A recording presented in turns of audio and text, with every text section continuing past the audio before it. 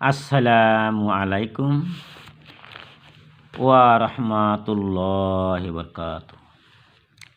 আমার ভাইয়েরা এবং মায়েরা ভালো করে শোনো।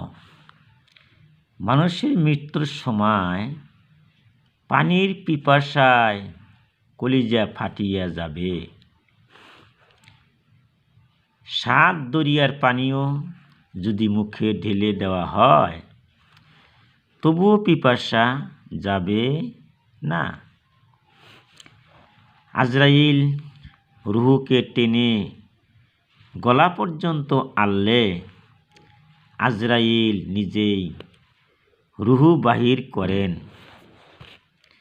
তখন প্রাণ পাখি উড়ে যায়, শূন্য খাঁচা পড়ে রবে।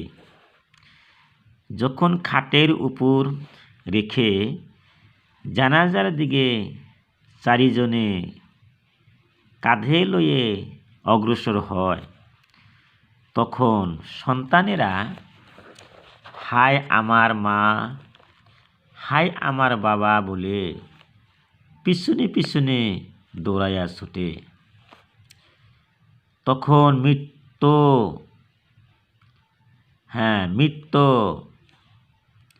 মৃত ব্যক্তি হায় ছেলে হায় মেয়ে বলে রোদন করতে থাকে। এই সময়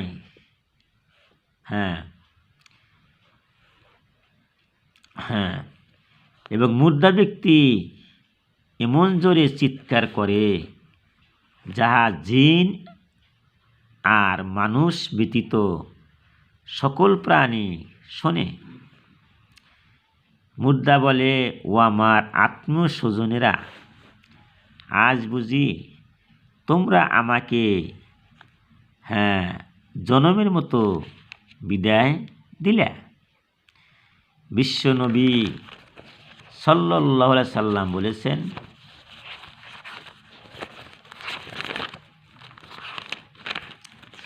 বিশ্বনবী সাল্লাল্লাহু আলাইহি সাল্লাম বলেন, কব্বর 5 বার উচ্চ আওয়াজে বলে, আমি একা ঘর, তুমি কোনো সাথী নিয়ে আসিও। সেই সাথী হইল কোরআন শরীফ তেলাওয়াত করা। আমার অন্ধকার ঘর, কব্বরে বলে, আমার অন্ধকার ঘর, তুমি সাথে বাতি নিয়ে আসিও। সেই বাতি হইল রাতের নামাজ। কব্বরে আরো বলে, আমি সাপ বিচ্ছুর ঘর, তুমি সাপের ওষুধ সাথে নিয়ে আসিও। সেই ওষুধ হইল পাপের কথা স্মরণ করে আল্লাহর দরবারে চোখের পানি ফেলিতে হবে। কবর আরো বলে, আমি মুনকির নকিরের সোয়ালের ঘর, তুমি